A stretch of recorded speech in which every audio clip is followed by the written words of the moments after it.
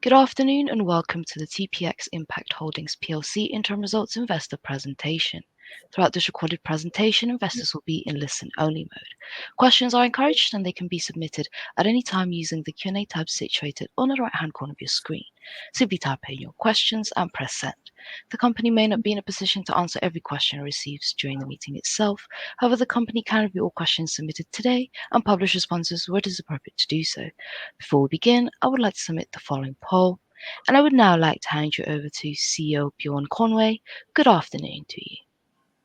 Thank you very much, and thank you very much to everybody who's attending this call. I think we've got a really good attendance today, so thank you for making the time. We're going to be talking through our results for the first 6 months of this year. We've got a presentation to run through. What we'll do is we'll keep the presentation reasonably short and succinct, so there should be plenty of time to ask questions afterwards. And if you put your questions through, then clearly we'll try and answer as many of those as we can as we go through the meeting. So if we can move on. So very briefly today, I'll give a little bit of an introduction. I'm then going to talk through, as I always do, a couple of case studies, just for those of you who are less familiar with TPXImpact and the businesses within it and what we do, give you a bit of a flavour around that. And I will then talk to the H1 financial results and also cover our ESG measures. And then I'll talk a little bit about the market, both in terms of generally where the public sector market is for our sort of services, so public sector primarily, but also what that means for us for the balance of this year. So, okay. So if we go on to the next slide. For those I haven't met before, I'm Bjorn Conway. I'm Chief Executive of TPXImpact. I've been with the business about 3 years, and largely what we're going to be talking through today is a 3-year plan that we initiated shortly after I joined. And I'm going to talk through some of the strategic and operational points around that. So we go on to the next slide. So in terms of our key objectives of the 3-year plan, essentially the 3-year plan that TPXImpact and the panoply before undertook a lot of acquisitions and brought some really, really good businesses together. Unfortunately, some of that coming together went less well than planned. And so this 3-year plan was really about getting the business back from a situation where we had, as you'll see later in the presentation, about 24 million of gross debt. We had an EBITDA leverage ratio on our net debt of about 7.6 times when we had a banking covenant limit of 2.5 times, to a position now where we're trending towards that EBITDA net debt ratio at about 1 times. And we've also seen EBITDA progress through that 3-year period. So really that speaks to a story of trying to take those original businesses, to cluster them in sensible groups and to help that business perform. And we've made a number of decisions through that. A lot of it is around improving our financial performance, both in terms of cash management and that conversion of revenue through to EBITDA. And you can see that in these results in terms of the progress around EBITDA margin and gross margin and a reduction of net debt. We've also done a lot of operational streamlining. So we are now managing 3 business units as opposed to 9 when I first arrived. So that's allowed us both to focus on those business units, but also to streamline some of the operations that surround them. We tried to do that whilst staying true to the principles of many of the founding organisations, and that our employee retention rate is currently at 91%. So we're very proud of the environment we've managed to maintain through what has been a very significant period of change. Throughout that, we're obviously a client-serving business, and it's really fundamental to us that we remain focused on the value we deliver and the impact we deliver for our clients. So I'm going to go through a couple of examples as we go through this presentation, some of clients that we've had for many years and were actual clients of the predecessor organisations, and some new clients that have come on board very recently and the sort of value we create for them. So the sort of story of the last 3 years has really been around operational streamlining. So a little bit is about looking at what our clients are asking from us and making sure we've got the right people and the right services internally to offer that. Looking wherever we can at the indirect cost and the indirect support to those client delivery services to try and make sure we've got a very lean and agile structure. if you like, the summary for the whole of the transformation program is we really wanted to get the business to a point where we were providing really good, solid financial outcomes, but also we built a platform for future growth. A lot of the levers we've pulled during this time, obviously around utilisation. So that's about thinking, where do our best people work and how do we provide them with the opportunities to do great work for client? Enhancing profitability. You'll see that particularly when Noel speaks later about the consistency of that progression. And that's despite sort of market conditions being quite tricky over the election and the periods following the election. Obviously, very pleased about the debt situation now. I think we're in a position where we're operating with very comfortable levels of debt, particularly in line with the profitability of the business now. And as I said earlier, the main thing here is about the platform for future growth. And so we're sort of fine-tuning our investment in the business really around new business development. So we have a new health partner that's joined recently. We're sort of refocusing some of the new business development team. And we're also very focused where, building on our foundations of very long-term and deep relationships with our clients around account retention and growth to make sure that we're making the best of the opportunities that exist in the public sector market. So I've popped this next slide in just to act as a reminder for where we have ended up at the sort of 2.5 years into that 3-year plan. So we go to market through 3 brands. And the reason for having 3 brands is we're actually speaking to 3 different client groups. And we want to be very clear about the proposition and the offer for those client groups. So TPXImpact, we call internally the DT business or digital transformation business.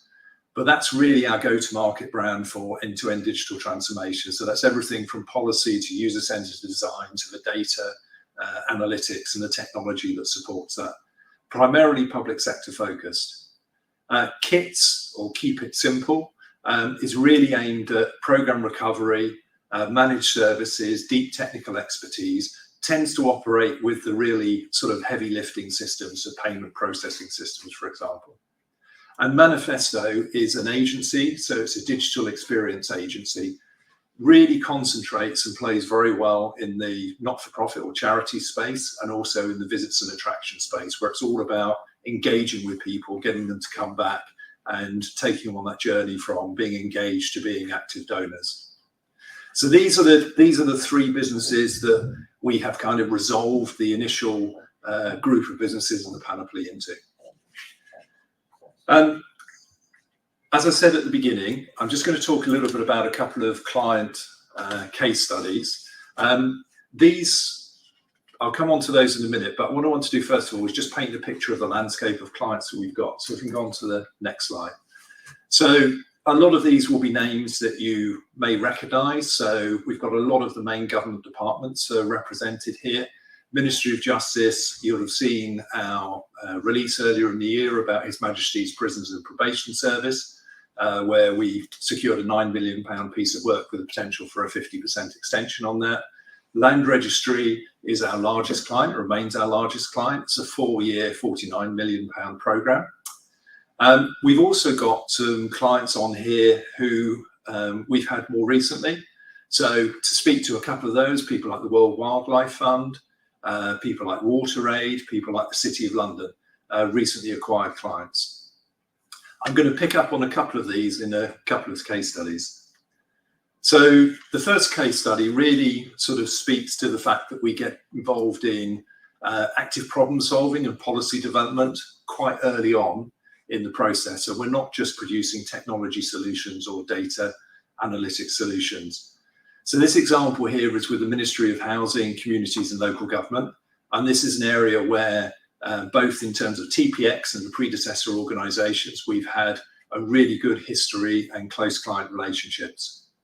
So if you like, the exam question here was, how do we look at the process of house buying and how do we look at capturing some of the value? So reducing the number of those sales that fall through, primarily because the process is difficult or the data is not quite in the right place.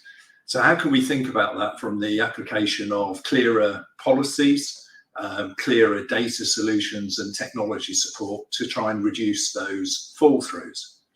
Now, the reason why that's a really interesting piece of work is because it gets us involved in the conversations in the department at a really early level around, what sort of problems are they tackling, what sort of solutions exist.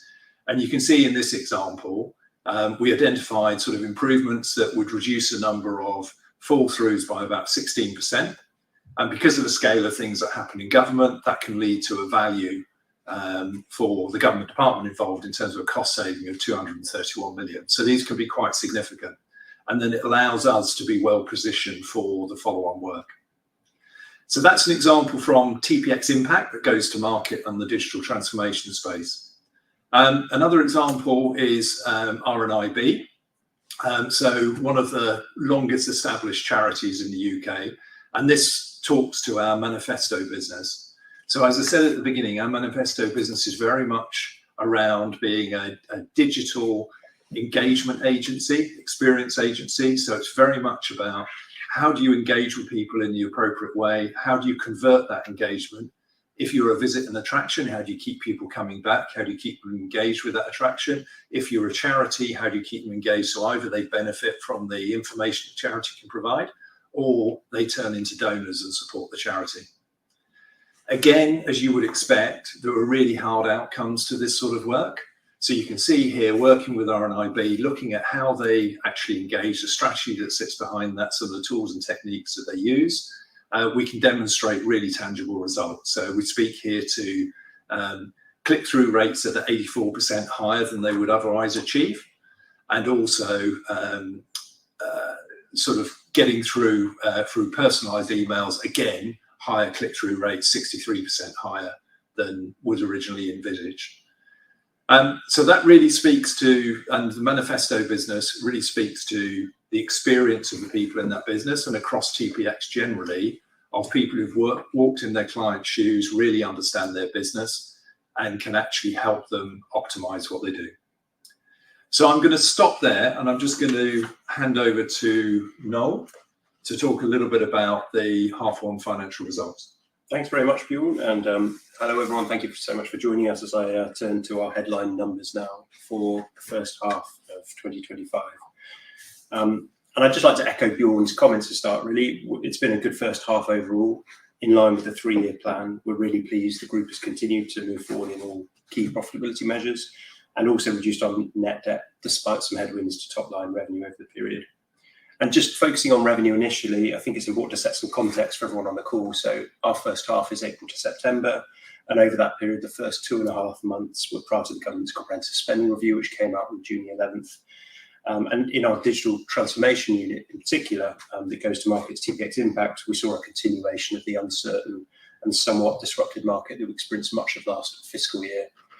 The remaining months post-spending review saw growing pipeline activity, but muted by the normal pause in Whitehall summer period. So as a result, revenue for the 6 months ended 30th of September 2025 was 36.2 million, down 4% from 37.8 million in the prior year. Just moving on to gross margin, the first half recorded gross margin of 31.0%, an improvement of 2.7% from the prior year of 28.3%, driven by higher average utilisation over the period and robust pricing. And adjusted EBITDA was up to 3.2 million, up 0.9 million or 39% compared to 2.3 million in the prior period, driven by the improvement in gross margin just mentioned and the benefit of restructuring actions taken midway through last financial year. So those improvements led to a better adjusted EBITDA margin of 8.8% for the period, up 2.7% compared to 6.1% for the same period last year. And that led to adjusted diluted earnings per share of 1.7p compared to 1.2p for the first half of last year. Net debt, as we've already mentioned, fell to 7 million at the half year, down sequentially from 8.5 million at the end of last financial year, driven by healthy cash conversion from our EBITDA over the period. And that takes us to leverage at the half year, measured as net debt over adjusted EBITDA of just 1.1 times, down from 1.5 times at the end of FY25. And Bjorn will talk about our updated guidance to net debt in his closing comments. Looking on this chart as well, in the bottom left corner, you can see our revenue by sector splits, and in the bottom left-hand side, you can kind of see that 69% of and the bulk of our revenue comes from clients and central government. No change to the last recent periods, but just wanted to add a bit of colour here by breaking out that central government revenue and showing a little bit about the different areas and departments that we work with.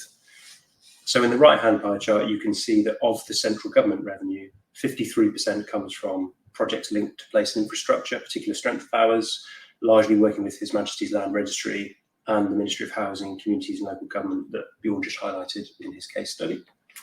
16% comes from projects linked to the environment, 11% from energy and trade, 10% from justice, and 10% from other areas. So we're reasonably comfortable with the spread of different departments that we are working with, that we feel are good long-term priorities for any government.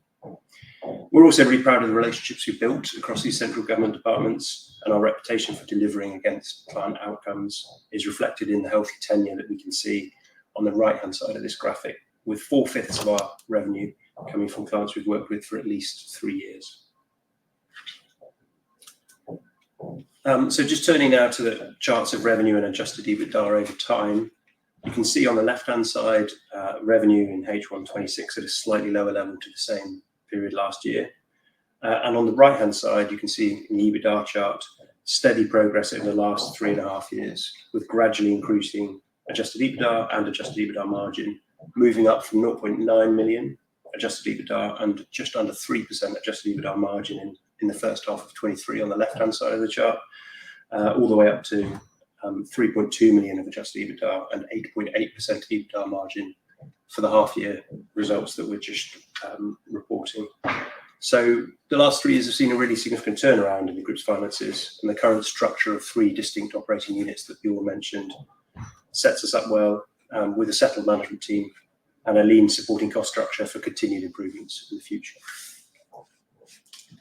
Just turning to indebtedness, we've touched on this already, but I'll start with the net debt waterfall on the left-hand side. We closed financial year 25 with a net debt of 8.5 million, as I've mentioned, and during the first half of this financial year, the group has generated 2.6 million of cash from operations, paid interest payments on borrowings of 0.5 million, made limited purchases of shares into the Employee Benefit Trust of 0.1 million, and paid 0.5 million for long-term leases, leading to the closing net debt of 7 million at the half year that I mentioned previously. We're pleased with our progress in reducing net debt over the half, and the chart on the right-hand side kind of shows how gross borrowings have also gradually reduced over a longer time period. So we've moved from a gross borrowing of nearly 25 million in FY23 through steady debt reduction over the last 3 years via a combination of disposals of non-core businesses, really careful cost control and operational improvements, leading to the gross debt of just over 7 million you can see for the half year just closed. And just to round out this section then, I'm going to talk a little bit about our non-financial metrics and ESG metrics. So we ended the half with total headcount of 552 heads, including associates, of which 405 were permanent TPX employees. Our female representation remains healthy at 50%, and our ethnic minority representation was stable and healthy compared to the market average of 20%. Our carbon emissions for the half were 699 tonnes, and our carbon intensity for the period expressed as tonnes of CO2 per £1 million of revenue was 19.3, with a small increase compared to the prior year, driven by a small uptick in purchased goods and services. And finally, as Bjorn's already mentioned, we're really pleased that our employee retention rate remains high at 99%, which compares pretty favourably to the IT sector average. So I'll hand back to Bjorn now to talk a little bit more about our forward outlook. Brilliant. Thank you very much, Noel. So in terms of looking at the outlook, what I'm going to do first of all is talk a little bit about the market, and then I'll talk about the balance of this half year. So in terms of the market, obviously a big factor in the public sector market is the budget, the various budgets we had, so the change of government, then the budget, and then the spending review, which was delayed from March this year through to June. And that's what gives departments sort of 3 years worth of money. And in the original spending review, so the autumn budget and the spending review, there were several cross-cutting initiatives and large investments that were put into those budgetary spends. So I've put up here on the slide, I've just picked a few, quite helpfully Tech Market View did a nice little budget summary, so it's well worth a look if you're interested in the digital transformation space. And actually, they've also written up our announcement today, which is worth a look as well.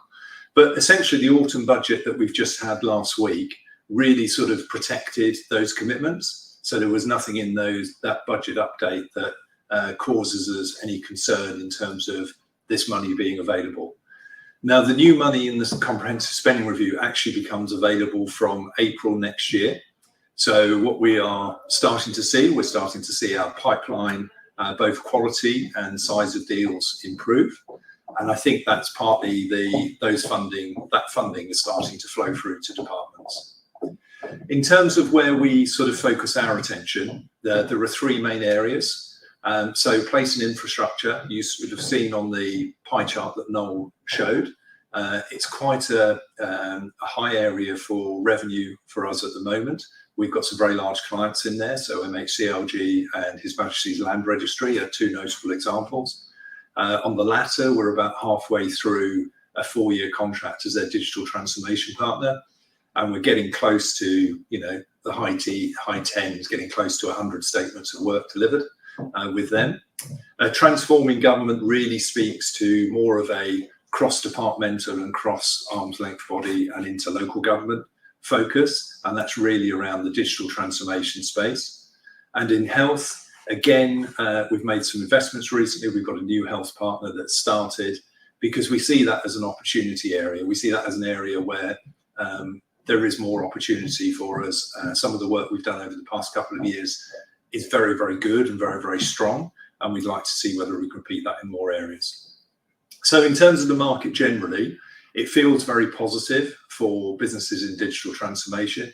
And I think we've seen that in terms of sort of the maintained rhetoric from government departments about the importance of digital transformation, both to improve the effectiveness and efficiency of citizen service delivery. So we go on to the final slide. So just to really round out, well, what does that mean for this year?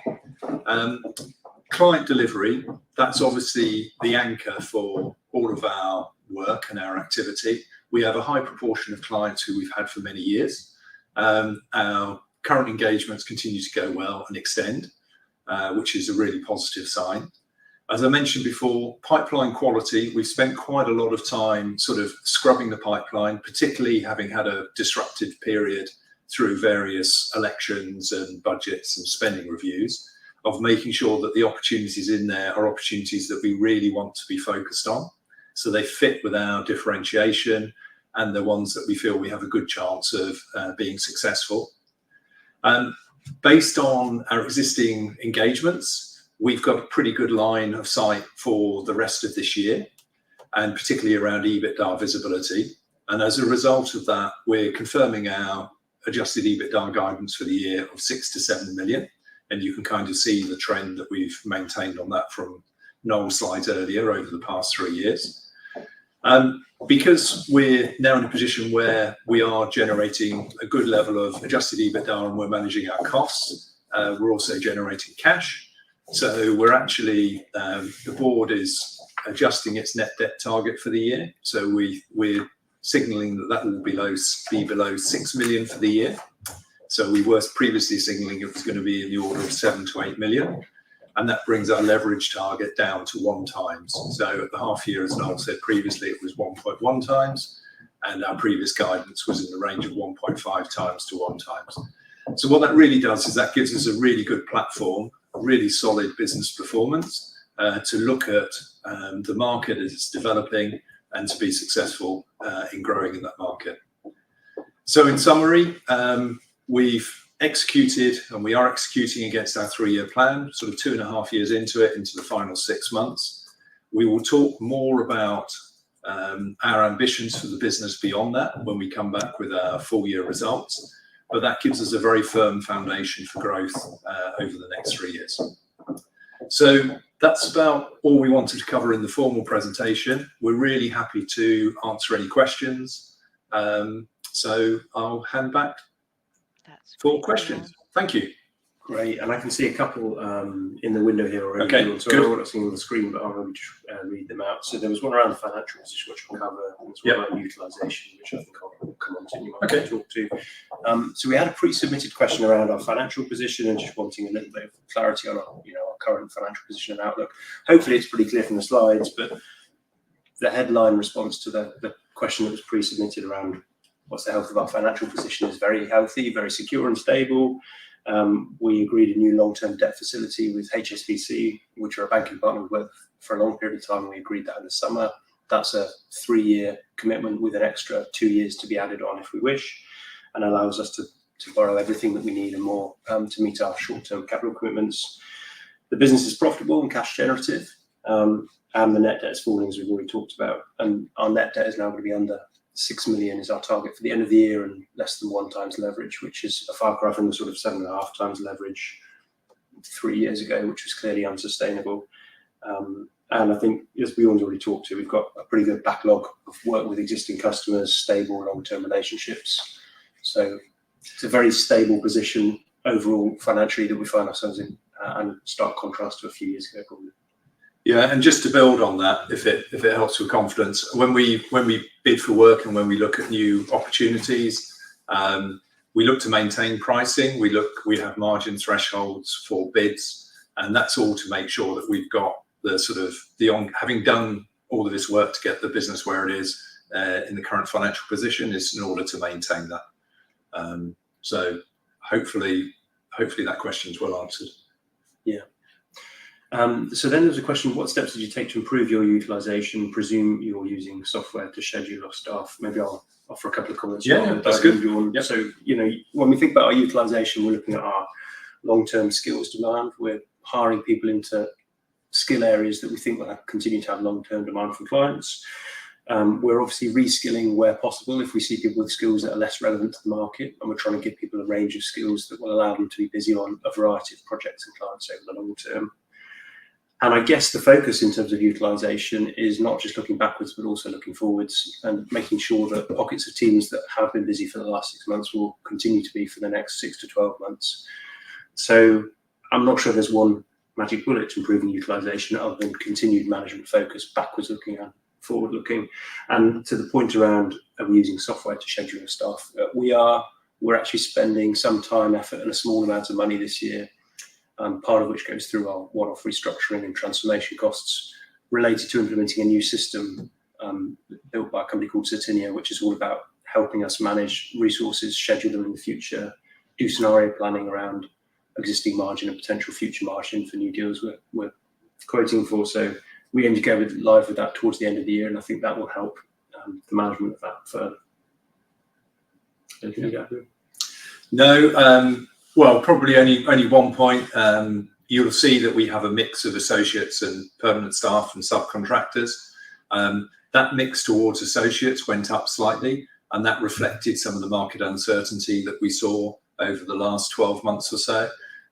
You'll also notice that we are recruiting. We're actively recruiting for new permanent employees at the moment, and that's across all of our delivery areas. That's across design, it's across product management, it's for business analysts, it's for data analytics specialists, software engineers, technologists.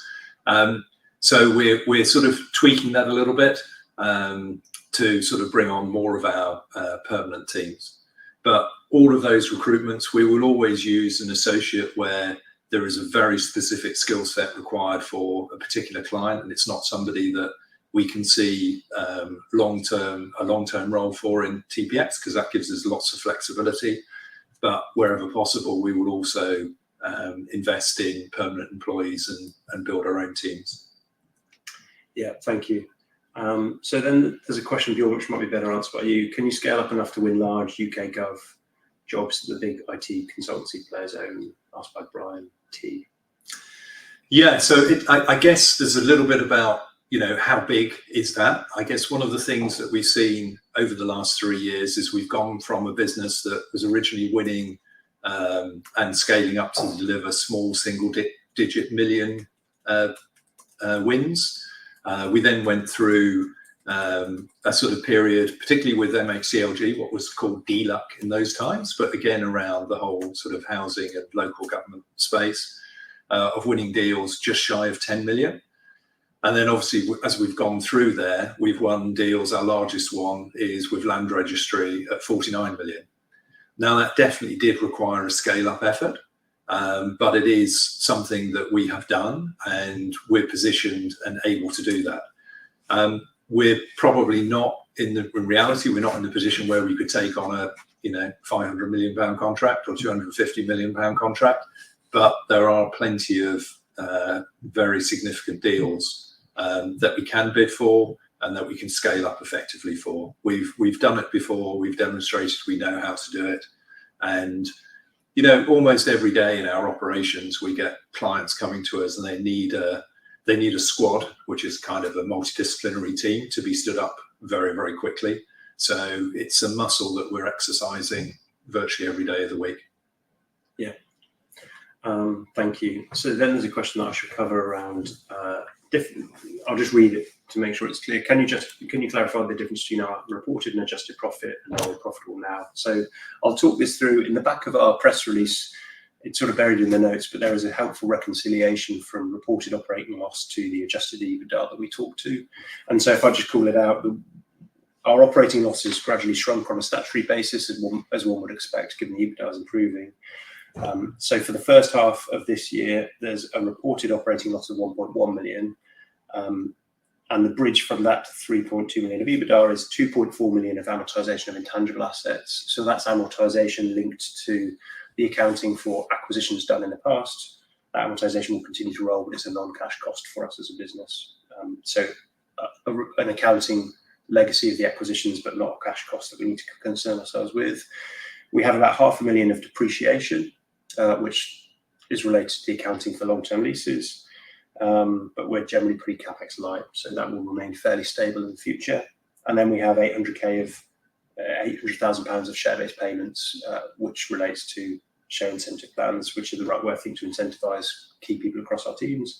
And then we have 700,000 pounds of restructuring and transformation costs, which is a combination of restructuring certain teams as and where we see the need, and the implementation of the professional services tool that I talked about to help us manage resources and plan resources.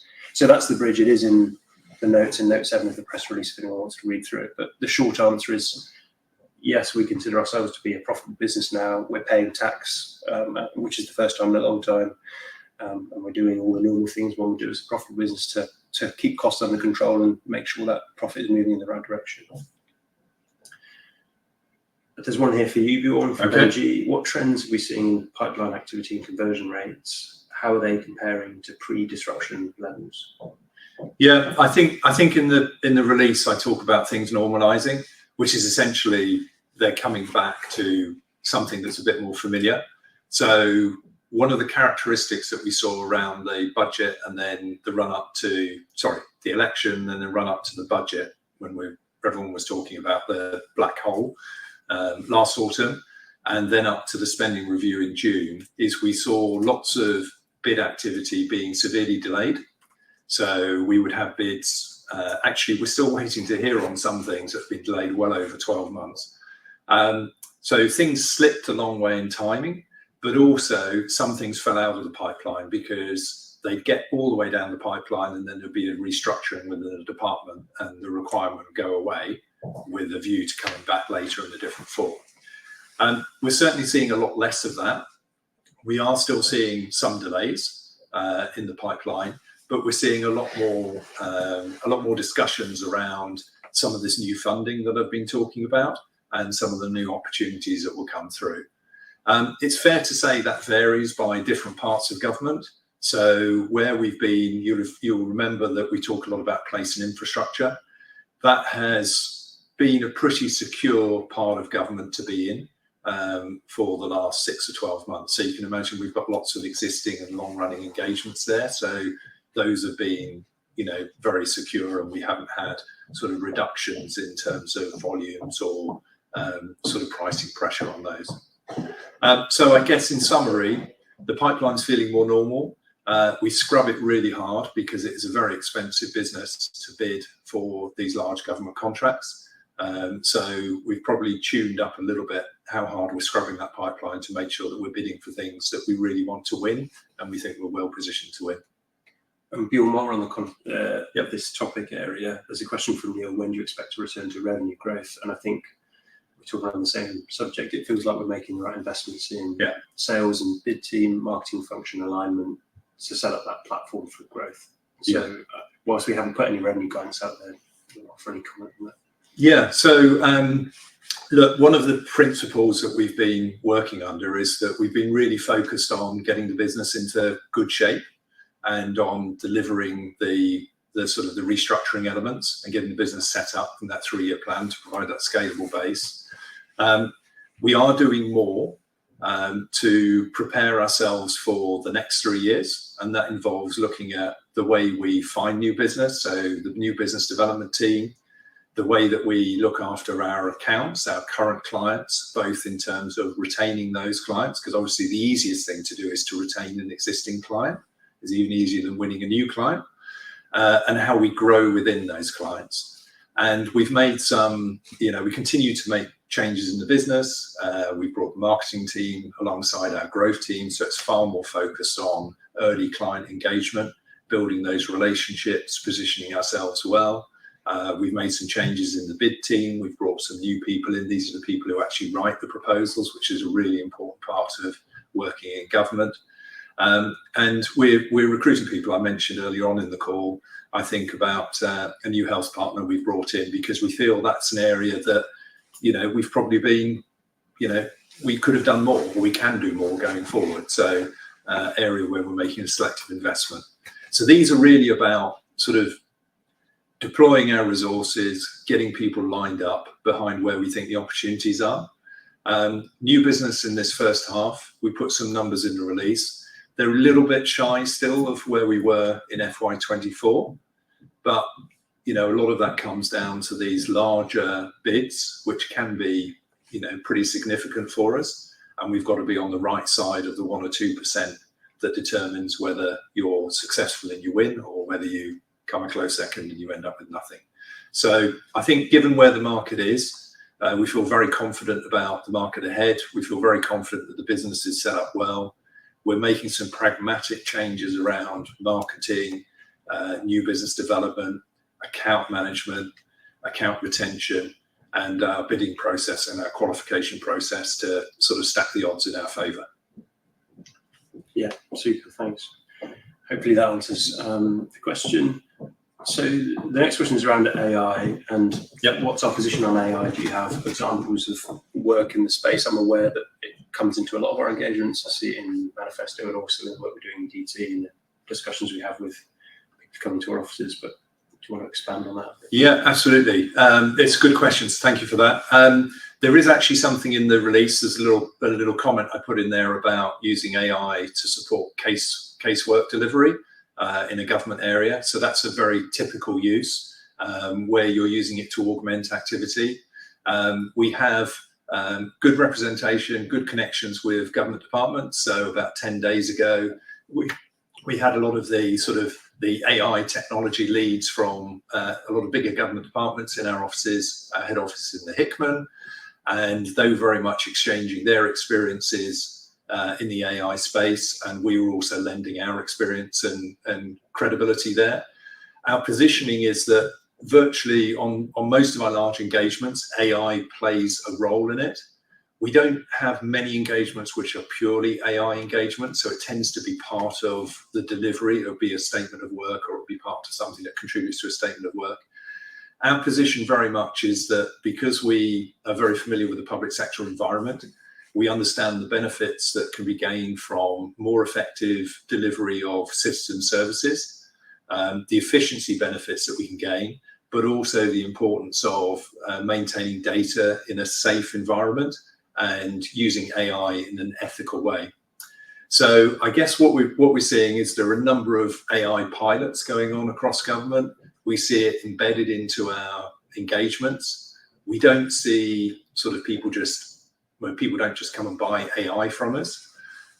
Having said that, For the client side in Manifesto, which is our digital experience agency, a lot of the clients there are dealing with the challenges of how to operate with websites where they're trying to provide information, perhaps for medical patients, if they happen to be a medical charity, and how to actually encourage people to get to the website to get to the real information rather than just use the AI synthesized summary and not get to the website. So actually, our clients have some real challenges to navigate through the use of AI and the use of ChatGPT by people.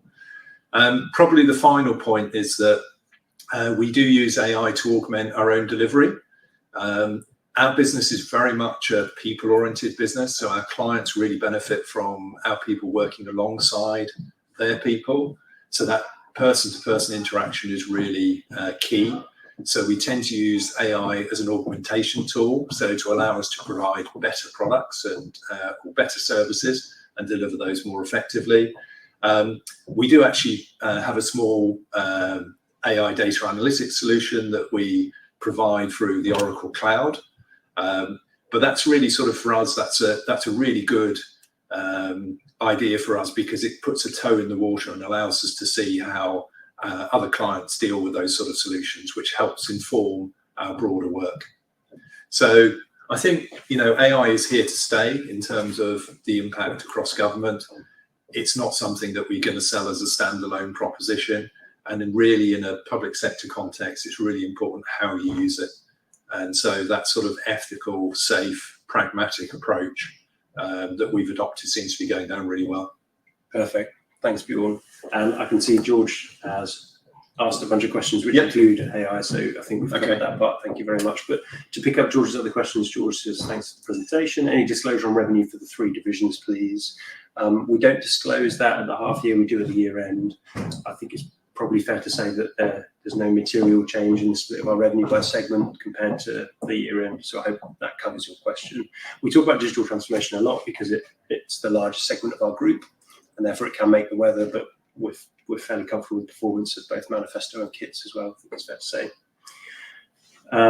Nice work on DSO management. Are there any lessons to draw out for the full year in working capital? As George's second question, the short answer is there's nothing particular that I call out in terms of working capital. We do the normal things in terms of collecting cash on a sensible basis. We have the luxury of sensible government clients who pay us very regularly without needing an awful lot of chasing. So I wouldn't expect any large movements in working capital over the course of the financial year this year. And there was then a question around AI, which I think we've covered. And maybe, George, your final question was, I'll read it, but it talks to restructuring and growth orientation. I appreciate restructuring is more inward looking, but in terms of making you more growth oriented, do you have a must-do list, some of which we've talked about in terms of investing in sales within function? Yeah, and George, the comment I'd make on that, because we said it on a couple of previous calls, when we do look at the shape of the organisation, we do very much look outward, because actually, we take the perspective that we are there to serve our clients and meet our clients' needs. So therefore, when we shape the organisation, so characterised by the 3 brands, if you like, the 3 business units, those are really designed around the customers that we're going to serve with those businesses and the best way of showing up to those customers. And that pervades everything that we do. Every decision we make will have an element of how does that help our clients, and how does that help us be more successful in winning new business or delivering for those clients. So actually, funnily enough, very little of it is sort of inward looking. It's mostly outward looking, and how do we sort ourselves out to be as fit as possible for that external world. Yeah, great. Okay.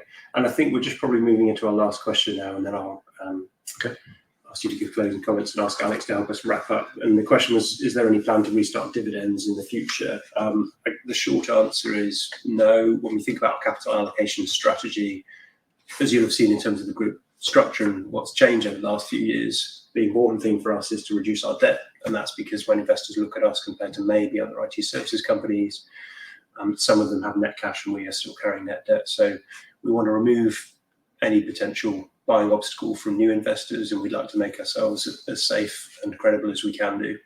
So the short-term capital allocation policy is to focus on debt reduction as opposed to dividends, as opposed to share buybacks, which I don't anticipate in the near future. And to the extent that we can contain our costs and do the things that we should do to make sure the operation is very lean in everywhere it can be, then to use any of that money to fund investments in organic growth, largely, which will be tied into sales and bidding. And then I suppose the only thing that we may look at if we're in the nice position of having excess cash in future years is whether we look at modest M&A. But I would say that our recent history doesn't give us the license to go and do lots of large M&A in the short term. We'd like to be in a position where the market believes that we're rated fairly compared to our peers, and then we have a currency for acquisitions in terms of a healthy share price as well as cash in order to do that. So I think that's still some way off for us, to be honest. Okay. All right. So just to summarise, I guess, hopefully what you've heard today and you've heard consistently from us is that our main priority has been to establish a business that has very secure fundamentals. So really good conversion of revenue through to EBITDA. It's managed well. You can see that on some of the slides we've taken you through in terms of the progression. You can see the impact that has on our net debt position, which has gone from, what was frankly quite a precarious position 3 years ago to a very, very solid position now for a listed business, and particularly compared to some of our private sector comparators. We've done that whilst trying to maintain a real focus on our clients, because we are a client-serving business. So maintaining that client delivery, creating a great environment for our people. There's been a lot of change in the business, and it's a lot for a services business to go through. So it's really important that we're coming towards the end of this sort of 3-year plan with a well-shaped business. As Noel's talked about, we've got a few systems improvements that we're making at the moment, which should help us work even more efficiently and more effectively. With the market where it is currently, it feels like the digital transformation market, the demand is still there. The sort of AI has turned into something that's a little bit more pragmatic and practical, and is permeating the work we do, which is a good sign. So it feels like the market's in a reasonable place, and it feels like we're fit in order and in a good position to both be a platform for growth, but also to be able to maintain our sort of margins as we move forward in that market. So we're pretty pleased with where we are.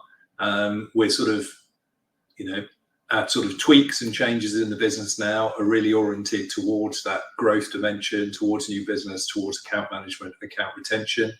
And we'll be talking a little bit more about what the next 3 years have in store for TPXImpact when we come back with our annual results.